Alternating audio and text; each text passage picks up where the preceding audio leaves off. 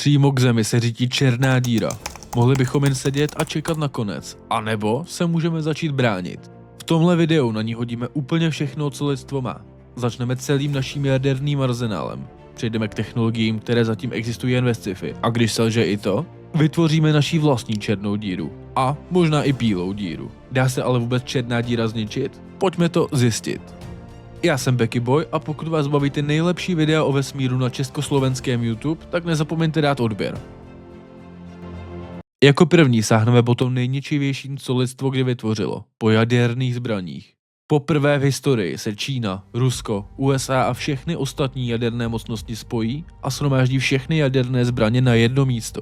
Odkud je vypálí na černou díru. To způsobí 425 000krát silnější energii, než způsobily jaderné zbraně za druhé světové války.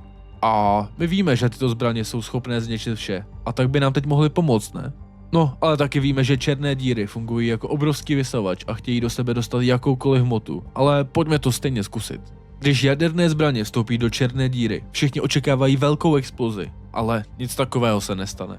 Černá díra spolkne všechny atomovky jako svačinu a ještě se díky tomu zvětší, takže tímhle jsme si vážně moc nepomohli. Jak se říká, co tě nezabije, to tě posílí a u černé díry to asi platí obzvlášť. Kulky, lasery i podobné zbraně budou fungovat stejně, takže jediná možnost je přijmout osud našeho konce? Ne. Lidstvo se takhle rychle nezdá, ale budeme na to muset jít trochu jinak.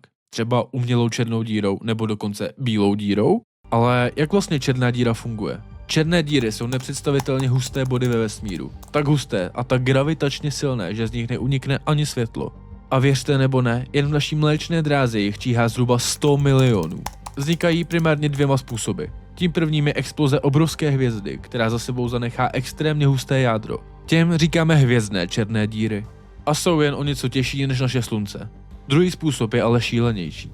Obrovský oblak plynu se zhroutí sám do sebe. A výsledkem je monstrum, které je 1000krát až 100 000krát hmotnější než naše slunce. Dobře, víme proti čemu stojíme a je nám jasné, že obyčejné zbraně jsou k ničemu. Musíme přijít s něčím mnohem lepším. S něčím fakt šíleným.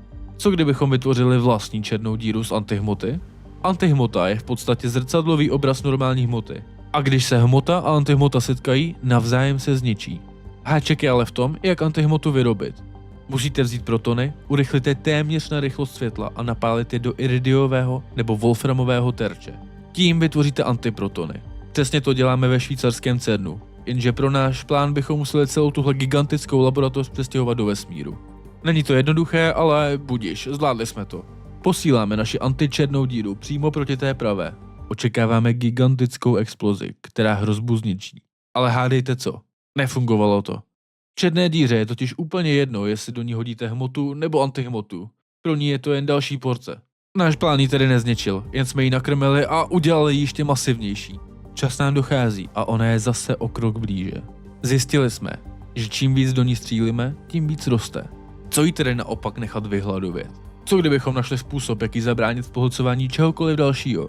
Bohužel dosáhli bychom jenom toho, že by se přestala zvětšovat a její původní gigantická hmotnost by jí ale zůstala a nakonec by nás stejně zničila. Pojďme na to tedy z úplně opačného konce. Co kdybychom do ní narvali něco, co hmotu naopak neustále vyvrhuje ven? Mluvím samozřejmě o bílé díře. Je to přesný opak černé díry, jako oheň a voda.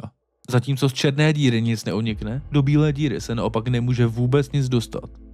Kdybychom tyhle dvě anomálie srazili, podle některých teorií by se mohly vzájemně neutralizovat. Má to ale dva háčky. Tím prvním je, že by se přitom uvolnilo obrovské množství energie a gamma záření, které by usmažilo vše v okruhu několika světelných let. Černou díru bychom sice zničili, ale sebe sami taky. A ten druhý háček? Žádnou bílou díru nemáme a absolutně ani netušíme, jak by se dala vyrobit. Dobře, bílá díra neklapla, takže vraťme se k trochu reálnější fyzice. Co kdybychom se pokusili strukturu černé díry jednoduše zdeformovat? Nabízí se celkem 4 teoretické způsoby.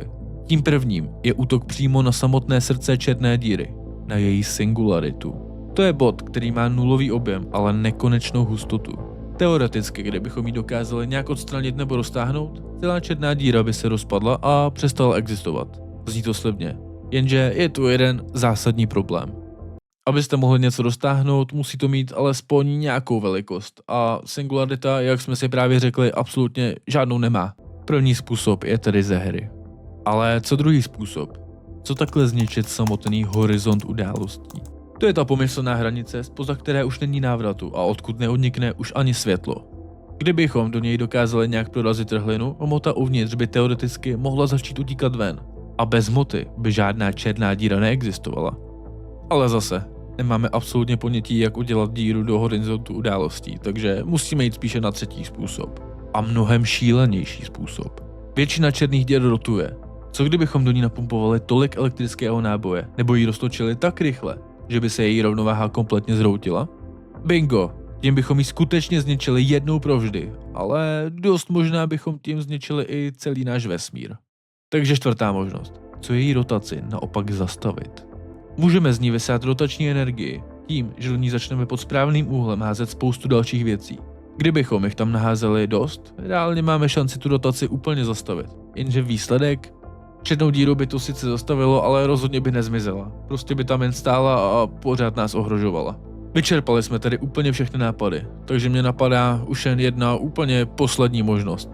Co být prostě trpělivý. Zní to jako vtip, ale ono fakt nic ve vesmíru není nekonečné. A platí to i pro černé díry. Díky Stephenu Hawkingovi totiž víme, že černé díry ve skutečnosti nejsou 100% černé.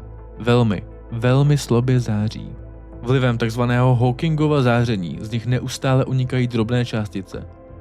A jak unikají, černá díra pomalu krvácí, ztrácí hmotnost, až se jednoho dne celá sama vypaří.